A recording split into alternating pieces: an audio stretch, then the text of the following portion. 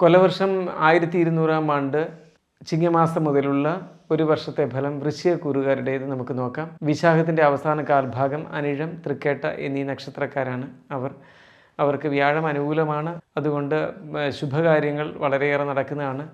മംഗളകർമ്മങ്ങൾ പങ്കെടുക്കാനും മംഗളകർമ്മങ്ങൾ ജീവിതത്തിൽ സംഭവിക്കാനും സാധ്യതയുണ്ട്. വൈവാഹിക വിഷയങ്ങളിലെല്ലാം ശുഭമായ തീരുമാനം ഉണ്ടാകുന്നതാണ്.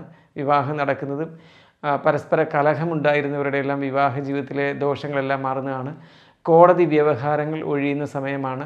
ഇതുവരെ ഉണ്ടായിരുന്ന കോടതി വ്യവഹാരങ്ങളുമെല്ലാം പോയി ജീവിതം ശാന്തിയിലേക്ക് വരുന്ന ഒരു സമയമാണ്. എല്ലാവിധത്തിലും ശ്രേഷ്ഠ സൗഹൃദങ്ങൾ ലഭിക്കുന്ന സമയമാണ്. അത് ജീവിതത്തിലെ ഏറ്റവും പ്രധാനമാണ്. പിന്നെ ഏറ്റവും ഇഷ്ടപ്പെട്ട പങ്കാളികളെ കണ്ടെത്താനും പങ്കാളികളുമായിട്ടുണ്ടായിരുന്ന കലഹങ്ങളിൽ നിന്ന് മാറാനും സാധിക്കും. വിവാഹ പങ്കാളികൾ മാത്രമല്ല, വ്യാപാര പങ്കാളികൾക്കും ഈ വിഷയത്തിൽ പ്രാധാന്യമുണ്ട്. എല്ലാ തരത്തിലും പൊതുവെ ശുഭകരമാണ്. വിശാഖത്തിൻ്റെ അവസാന കാൽഭാഗം വരുന്ന വൃശ്ചികക്കൂറുകാർ ശ്രദ്ധിക്കേണ്ട ചില കാര്യങ്ങളുണ്ട്. വിശാഖത്തിൻ്റെ അവസാന കാൽഭാഗത്തിൽ വരുന്ന വൃശ്ചികക്കൂറുകാർക്ക് സന്താനങ്ങളുടെ വിവാഹ കാര്യത്തിലും മംഗളകർമ്മങ്ങളിലും തൊഴിൽ കാര്യങ്ങളിലുമെല്ലാം ശുഭമായ തീരുമാനങ്ങൾ ഉണ്ടാകുന്നതാണ്. അതിന് പ്രത്യേകം ശ്രദ്ധിക്കേണ്ടതാണ്. മത്സ്യബന്ധനം പോലുള്ള കാര്യങ്ങൾ ഇടപെടുക, ജലോൽപ്പന്നങ്ങളുടെ ബിസിനസ് നടത്തുക എന്നീ കാര്യങ്ങളെല്ലാം ചെയ്യുന്നവർക്ക് വളരെയേറെ ഗുണകരമായി കാര്യങ്ങൾ സംഭവിക്കുന്ന സമയമാണ്. പുതുതായി ഭൂമി വാങ്ങാനും വീട് വയ്ക്കാനും ഒക്കെ നല്ല സമയമാണ്. അതിന് ശ്രമിക്കുന്നവർക്ക് വളരെ വേഗം കാര്യങ്ങൾ നടക്കുന്നതാണ്. സാമ്പത്തിക ലബ്ധി ഉണ്ടാകുന്നതാണ്. സുഹൃത്തുക്കളിൽ നിന്ന് സാമ്പത്തിക സഹായം ലഭിക്കുന്നതാണ്. സർക്കാരിൽ നിന്ന് ലഭിക്കേണ്ടുന്നതായ സാമ്പത്തിക സഹായങ്ങൾ ലഭിക്കുന്നതാണ്. പാരിതോഷികങ്ങൾ ലഭിക്കുന്നതാണ്. ഇതെല്ലാം വിശാഖത്തിൻ്റെ അവസാന കാൽഭാഗക്കാർക്ക് സംഭവിക്കുന്ന കാര്യങ്ങളാണ് പറയുന്നത്. ഫെലോഷിപ്പ് കിട്ടേണ്ടവർക്ക് അത് കിട്ടും. അങ്ങനെ സർക്കാരിൻ്റെ കയ്യിൽ നിന്ന് ആനുകൂല്യങ്ങൾ, ഗവൺമെൻറ്റിൻ്റെ വശത്ത് നിന്ന് ഉള്ള ആനുകൂല്യങ്ങൾക്ക് ശ്രമിക്കുന്നവർക്കും ഇനി ശ്രമിച്ചില്ലെങ്കിൽ പോലും ലഭിക്കുന്ന ഒരു കാലയളവാണ് ഇത്. വൃശ്ചികക്കൂറുകാരായ അനിഴം നക്ഷത്രം വൃശ്ചികക്കൂറാണ്. വൃശ്ചികക്കൂറിൽ വൃശ്ചികക്കൂറുകാരായ അനിഴം നക്ഷത്രക്കാർക്ക് എല്ലാവിധത്തിലുള്ള മഹാഭാഗ്യങ്ങളും മംഗളകർമ്മങ്ങളും ഉണ്ടാകുന്നതാണ്.